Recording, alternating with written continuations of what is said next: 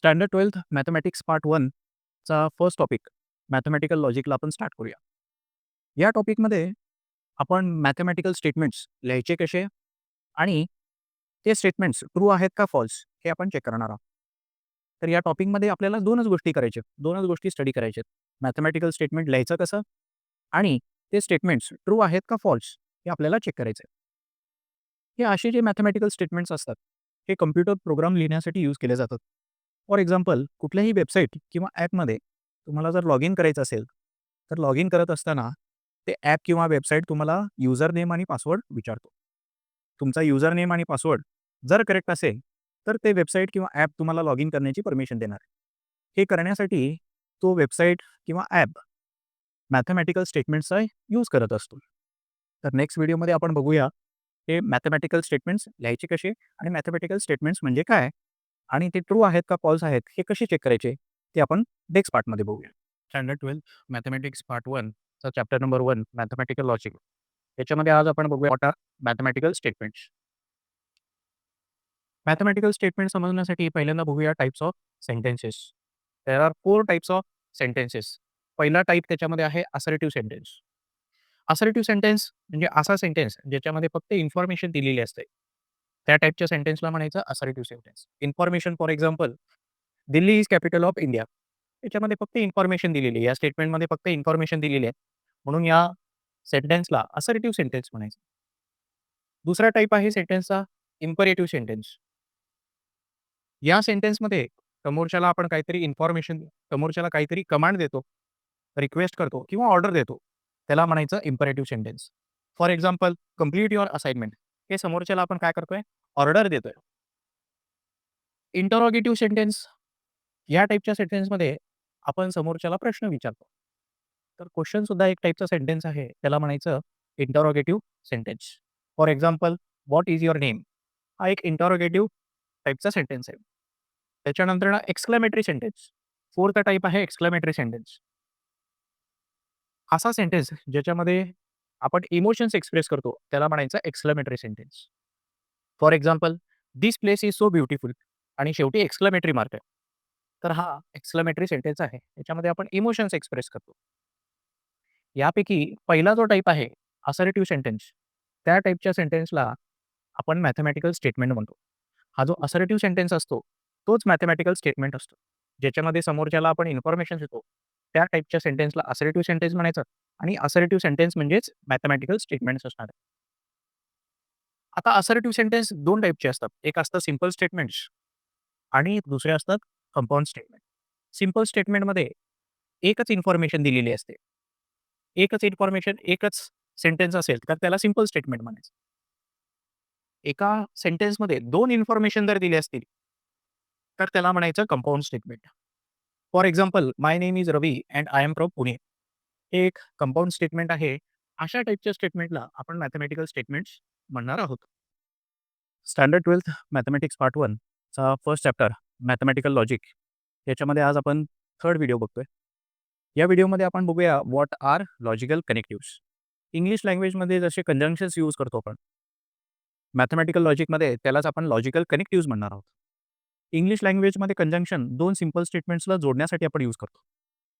For example, 2 is a rational number and √2 is an irrational number. हा एक compound statement आहे. त्याच्यामध्ये 2 simple स्टेटमेंट्सला and या कंजंक्शनने जोडलेला आहे.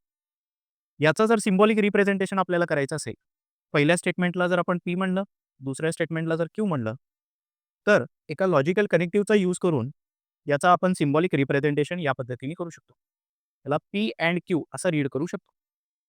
तर लॉजिकल कनेक्टिव्हचा यूज कंपाउंड स्टेटमेंटचा सिम्बॉलिक रिप्रेझेंटेशन करण्यासाठी आपण करतो. अँड या लॉजिकल कनेक्टिव्हसाठी हा सिम्बॉल आपण यूज करतो. असे 5 लॉजिकल कनेक्टिव्हज आहेत. अँड या कंजंक्शनसाठी हा सिम्बॉल आपण यूज करतो आणि त्याचं नाव आहे कंजंक्शन. ऑर या कंजंक्शनसाठी हा सिम्बॉल आपण यूज करतो आणि त्याचं नाव आहे डिसजंक्शन. इफ देन या कंजंक्शनसाठी हा सिम्बॉल आपण यूज करतो आणि त्याचं नाव आहे conditional logical connective. If and only if या कंजंक्शनसाठी हा सिम्बॉल आपण यूज करतो आणि त्याचं नाव आहे biconditional logical connective.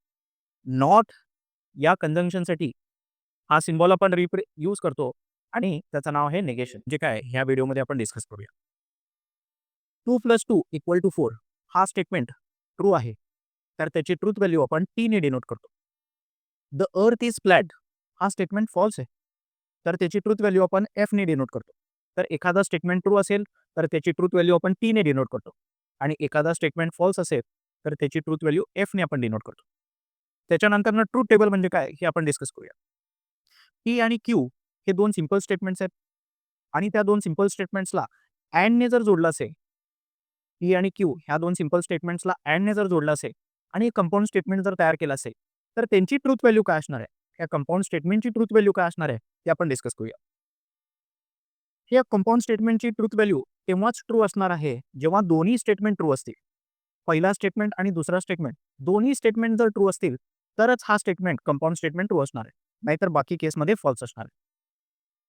2 simple statements ऑरने जर जोडले असतील, तर ह्यांची ट्रूथ व्हॅल्यूज कशी असणार आहेत बघा. 2 सिंपल स्टेटमेंट्स ऑरने जर जोडले असेल, तर ते तेव्हाच फॉल्स असणार आहे, जेव्हा दोन्ही फॉल्स असेल. दोन्ही सिंपल स्टेटमेंट फॉल्स असतील, तरच हा कंपाऊंड स्टेटमेंट फॉल्स असणार आहे. बाकी सगळ्यामध्ये ट्रू असणार. 2 सिंपल स्टेटमेंट्स इफ देनने जर जोडले असतील, तर त्याचा रूल कसा आहे बघा. फर्स्ट ट्रू, सेकंड फॉल्स, तरच फॉल्स. नाहीतर बाकी केसमध्ये true. 2 simple statements if and only if या कनेक्टिव्हने जर जॉइन केले असतील, कंबाईन केले असतील, तर त्यांची ट्रूथ व्हॅल्यूज कशी असणार आहेत? बोथ सेम असतील, बोथ ट्रू असेल तर ट्रू, बोथ फॉल्स असेल तरी ट्रू. बोथ सेम असतील तर ट्रू असणार आहे, नाहीतर बाकी केसमध्ये फॉल्स असणार. आणि शेवटी नेगेशन ऑफ पी म्हणजे काय बघा. पी जर ट्रू असेल तर नेगेशन ऑफ पी फॉल्स असतो. पी जर फॉल्स असेल तर नेगेशन ऑफ पी ट्रू असणार आहे. तर पी जर ट्रू असेल तर नेगेशन ऑफ पी फॉल्स असणार आहे.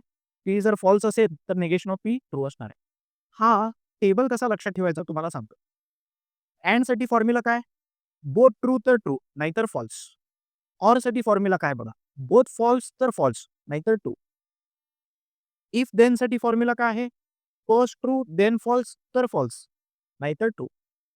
इफ अँड ओन्ली इफसाठी फॉर्म्युला काय? बोथ सेम तर ट्रू, नाहीतर फॉल्स. मॅथमॅटिकल लॉजिकमध्ये आज आपण बघूया टॉटॉलॉजी, कॉन्ट्राडिक्शन आणि कॉन्टिन्जन्सी म्हणजे काय. एखादा कंपाऊंड स्टेटमेंटची ट्रूथ व्हॅल्यू याचे 3 कॅटेगरीज आहेत. एकतर ते ऑलवेज ट्रू असू शकतो. एखादा कंपाऊंड स्टेटमेंट ऑलवेज ट्रू असू शकतो, ऑलवेज फॉल्स असू शकतो किंवा समटाईम्स ट्रू, समटाईम्स फॉल्स या टाईपचा असू शकतो. For example, it is raining हा एक सिंपल स्टेटमेंट आहे. त्याला आपण पी नाव देऊया. इट इज नॉट रेनिंग हा एक सिंपल स्टेटमेंट आहे. ह्याला निगेशन पी नाव देऊया. या 2 सिंपल स्टेटमेंट्सला जर ऑरने कंबाईन केलं, एक कंपाऊंड स्टेटमेंट जर बनवलं आपण, it is raining or it is not raining, तर याचं सिम्बॉलिक रिप्रेझेंटेशन आपण या पद्धतीने लिहू शकतो. हा जो स्टेटमेंट आहे, इट इज रेनिंग, एकतर पाऊस पडत असेल तर तो ट्रू असणार आहे. पाऊस पडत नसेल तर तो फॉल्स असणार. तर पी या सिंपल स्टेटमेंटची ट्रूथ व्हॅल्यू एकतर ट्रू असू शकते किंवा false. Negation P, it is not raining याची ट्रूथ व्हॅल्यू एकतर ते ट्रू असू शकतो किंवा फॉल्स. तर या कंपाऊंड स्टेटमेंटची ट्रूथ व्हॅल्यू नेहमी ट्रूच असणार आहे. कंपाऊंड स्टेटमेंटमध्ये जर ऑर असेल तर त्याचा रूल असा आहे, बोथ फॉल्स असेल तर फॉल्स. तर बोथ फॉल्स इथे या केसमध्ये कधी येणारच नाही. तर असा कंपाऊंड स्टेटमेंट जो नेहमी ट्रूच राहणार आहे त्याला म्हणायचं टॉटॉलॉजी. सेकंड बघूया कॉन्ट्राडिक्शन म्हणजे काय. त्याच्यामध्ये एक्झाम्पल घेऊया. It is raining and it is not raining. या 2 सिंपल स्टेटमेंट्सला it is raining, it is not raining याला अँडने जर जोडलं, तर हा कंपाऊंड स्टेटमेंट ऑलवेज फॉल्स असणार आहे. हा कंपाऊंड स्टेटमेंट ऑलवेज फॉल्स असणार आहे. अँडसाठी रूल काय होता? अँडसाठी बोथ ट्रू असेल तरच ट्रू असणार आहे. दोघांपैकी एक जरी फॉल्स असेल तर तो स्टेटमेंट फॉल्स असतो. अशा कंपाऊंड स्टेटमेंटला ज्याची नेहमी ट्रूथ व्हॅल्यू फॉल्सच असणार आहे त्याला म्हणायचं कॉन्ट्राडिक्शन. थर्ड टाईप कॉन्टिंजन्सी म्हणजे काय बघूया. पी हा एक सिंपल स्टेटमेंट आहे. It is raining, Q it is cold. या 2 सिंपल स्टेटमेंट्सला अँडने जर आपण जोडलं, it is raining and it is cold, यांचा जर ट्रू टेबल आपण बनवला, तर एका केसमध्ये तो ट्रू येणार आहे आणि बाकीच्या केसमध्ये ते फॉल्स असणार आहे. तर कॉन्टिन्जन्सीमध्ये कंपाऊंड स्टेटमेंट समटाईम्स ट्रू असतो आणि समटाईम्स फॉल्स असतो. Converse, inverse and contrapositive of an implication या व्हिडिओमध्ये आपण बघूया. एखाद्या कंपाऊंड स्टेटमेंटमध्ये इफ देन हा लॉजिकल कनेक्टिव्ह जर यूज केला असेल, तर त्या लॉजिकल कनेक्टिव्हला आपण इम्प्लिकेशन म्हणतो. इफ देन या लॉजिकल कनेक्टिव्हला इम्प्लिकेशन म्हणतो. तर एका कंपाऊंड स्टेटमेंटमध्ये इफ देनचा जर यूज केला असेल, तर त्या कंपाऊंड स्टेटमेंटला 3 वेगवेगळ्या फॉर्म्समध्ये आपण लिहू शकतो. Converse, inverse and contrapositive. तुमचा original statement if it rains then the ground gets wet या पद्धतीचा जर असेल, तर याचा mathematical form P implies Q या पद्धतीने आपण लिहू शकतो. याला 3 वेगवेगळ्या फॉर्म्समध्ये आपण लिहू शकतो. पहिला फॉर्म आहे कॉन्व्हर्स, ज्याच्यामध्ये पी आणि क्यूची पोझिशन आपण फ्लिप करतो. पीच्या ठिकाणी क्यू लिहितो, क्यूच्या ठिकाणी आपण पी लिहितो. आणि हा स्टेटमेंट या पद्धतीने होतो. If the ground gets wet then it rains.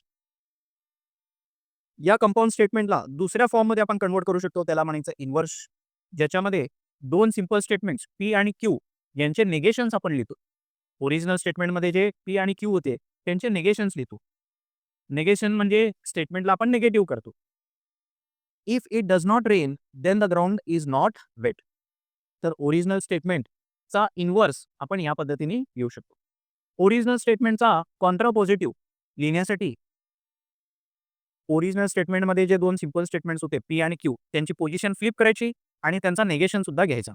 तर negation Q implies negation P याला म्हणायचं कॉन्ट्रापॉझिटिव्ह. आणि या स्टेटमेंटमध्ये चेंजेस कसे होणार आहेत? If the ground is not wet then it did not rain.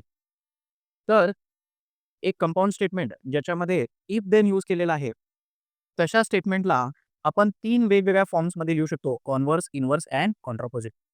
त्यांच्या मॅथेमॅटिकल फॉर्ममध्ये हे 3 चेंजेस या पद्धतीने चेंजेस होतात. पी इम्प्लाइज क्यू ला जर क्यू इम्प्लाइज पी लिहिलं तर त्याला म्हणायचं कॉन्व्हर्स. पी इम्प्लाइज क्यू ला जर आपण negation P implies negation Q या पद्धतीने लिहिलं तर त्याला म्हणायचं इन्व्हर्स. पी इम्प्लाइज क्यू ला negation Q implies negation P या पद्धतीने लिहिलं तर त्याला म्हणायचं कॉन्ट्रापॉझिट. या व्हिडिओमध्ये आज आपण अल्जेब्रा ऑफ स्टेटमेंट्स बघूया. मॅथेमॅटिकल लॉजिकमधले स्टेटमेंट सिम्प्लिफाय करण्यासाठी 2 स्टेटमेंट्सला इक्विव्हॅलंट प्रूव्ह करण्यासाठी हे अल्जेब्राचा आपण यूज करतो. डिस्ट्रिब्युटिव्ह लॉमध्ये जसं आपण ए चा मल्टिप्लिकेशन बी प्लस सी सोबत करतो, त्याचप्रमाणे इथे सुद्धा पी अँडचा मल्टिप्लिकेशन या ब्रॅकेट बरोबर होणार आहे. पी अँडचा मल्टिप्लिकेशन क्यू सोबत होणार आहे आणि आपल्याला भेटणार आहे पी अँड क्यू. पी अँडचा मल्टिप्लिकेशन आर सोबत होणार आहे आणि आपल्याला भेटणार आहे पी अँड आर. आणि या ब्रॅकेटच्या आतमध्ये जी ऑर साइन होती ती ॲज इट इज दोघांच्या मध्ये असणार. सिमिलरली पी ऑरचा मल्टिप्लिकेशन क्यू बरोबर झाल्यानंतर ना पी ऑर क्यू भेटणार आहे. पी ऑरचं मल्टिप्लिकेशन आर बरोबर झाल्यानंतर ना पी ऑर आर भेटणार आहे आणि दोघांच्या मध्ये पी अँड साइन असणार आहे. डी मॉर्गन्स लॉ मध्ये एखाद्या ब्रॅकेटचा निगेशन कसा करायचा ते आपण बघणार आहोत. निगेशन ऑफ दिस ब्रॅकेट कसा होणार आहे? तर या पीचा निगेशन निगेशन पी आणि या क्यूचा निगेशन निगेशन क्यू आणि या अँडचा कन्व्हर्जन होणार आहे ऑरमध्ये. तर ही निगेशन साइन ब्रॅकेटच्या आतमध्ये मल्टिप्लाय झाल्यानंतर ना निगेशन पी निगेशन क्यू आणि या अँडचा होणार आहे ऑर. सिमिलरली इकडे निगेशन पी निगेशन क्यू आणि या ऑरचा होणार आहे and. Negation P and negation. हे दोन्ही जर लक्षात ठेवायचं असेल तर तुम्हाला हा कंडिशनल लॉ फक्त लक्षात ठेवावा लागणार. कंडिशनल लॉ लक्षात राहिला की हे दोन्ही लॉ आपल्याला लक्षात राहतात. कंडिशनल लॉ काय सांगतो? पी इम्प्लाइज क्यूला आपण सिम्प्लिफाय करू शकतो निगेशन पी ऑर क्यूने. पी इम्प्लाइज क्यू या स्टेटमेंटला सिम्प्लिफाय करून आपण निगेशन पी ऑर क्यू असं लिहू शकतो. आता याचा जर निगेशन केला आपण, दोन्ही साईडचा निगेशन केला तर आपल्याला हा स्टेटमेंट भेटेल. दोन्ही साईडचा निगेशन केला तर हा स्टेटमेंट आपल्याला मिळेल. आणि याच्यावरून आपल्याला बाय कंडिशनल लॉ मिळणार आहे. पी इम्प्लाइज क्यू जसा निगेशन पी ऑर क्यू होता तसंच पी डबल इम्प्लाइज क्यू त्याला आपण P implies Q and Q implies P असं स्प्लिट करू शकतो. आणि याचा पी इम्प्लाइज क्यूला जसं आपण लिहित होतो निगेशन पी ऑर क्यू तसंच लिहिणार आहे negation P or Q. Q implies पीला निगेशन क्यू ऑर पी जसं हे लिहित होतो तसंच इथे पण लिहावं लागणार आहे या ब्रॅकेटसाठी. आणि याचा निगेशन केल्यानंतर ना आपल्याला हा निगेशन ऑफ स्टेटमेंट भेटणार आहे. अल्जेब्रा ऑफ स्टेटमेंटचा सेकंड पार्ट बघूया. याच्यामध्ये absorption law, complement law, identity law आणि डिव्हाइस म्हणजे काय आपण बघूया. ॲब्झॉर्प्शन लॉमध्ये एक कंपाऊंड स्टेटमेंट, मोठा कंपाऊंड स्टेटमेंट श्रिंक होऊन एका सिंपल स्टेटमेंटमध्ये कन्व्हर्ट होतो. त्याच्यासाठी कंडिशन अशी आहे की एक स्टेटमेंट रिपीट झाला पाहिजे. आणखी बाहेर जर ऑर असेल तर आतमध्ये अँड असायला पाहिजे. बाहेर जर अँड असेल आणि तर आतमध्ये ऑर असायला पाहिजे. असा जर कंपाऊंड स्टेटमेंट असेल तर जो स्टेटमेंट रिपीट होतोय पी इकडे रिपीट होतोय तोच आन्सर असणार आहे. पी इकडे रिपीट होतोय तोच आन्सर असणार आहे. तर ॲब्झॉर्प्शन लॉ एका मोठ्या कंपाउंड स्टेटमेंटला श्रिंक करून एका सिंपल स्टेटमेंटमध्ये कन्व्हर्ट करतो. कॉम्प्लिमेंट लॉमध्ये एक ट्रिक आहे. एक मुलगा 2 मुलींना जर कॉम्प्लिमेंट देत असेल, पी आणि निगेशन पी नावाच्या 2 मुली असेल, दोघांना जर कॉम्प्लिमेंट देत असेल, तिला पण कॉम्प्लिमेंट देतोय एंड तिला पण कॉम्प्लिमेंट देतोय, तर तो मुलगा फ्रॉड आहे, खोटारडा आहे, तर ते फॉल्स असणार आहे. दोघींपैकी एकीला जर तो कॉम्प्लिमेंट देत असेल, तर तो मुलगा ट्रू असणार आहे, खरा असणार आहे. तर पी एंड निगेशन पी दोघांना कॉम्प्लिमेंट देत असेल तर फॉल्स. एकाला कॉम्प्लिमेंट देत असेल, पी ऑर निगेशन पी दोघांपैकी एकाला कोणाला तरी कॉम्प्लिमेंट देत असेल, तर तो खरा असणार आहे. आयडेंटिटी लॉमध्ये P and T is equivalent to P. P and false is equivalent to false. P or T is equivalent to T and P or C is equivalent to P. हे लक्षात ठेवण्यासाठी इथे सुद्धा एक ट्रिक आहे. And true असेल तर first statement असतो. अँड ट्रू जर असेल कंपाऊंड स्टेटमेंटमध्ये अँड ट्रू जर असेल तर ओरिजिनल स्टेटमेंट पहिला स्टेटमेंट असतो. ऑर फॉल्स असेल तर पहिला स्टेटमेंट. अँड ट्रू असेल तर फर्स्ट, ऑर फॉल्स असेल तर फर्स्ट. अँड ट्रू जर नसेल तर सेकंड, ऑर फॉल्स नसेल तर सेकंड. अँड ट्रू असेल तर फर्स्ट, ऑर फॉल्स असेल तर फर्स्ट. या पद्धतीने या आयडेंटिटी लॉला लक्षात ठेवायचं.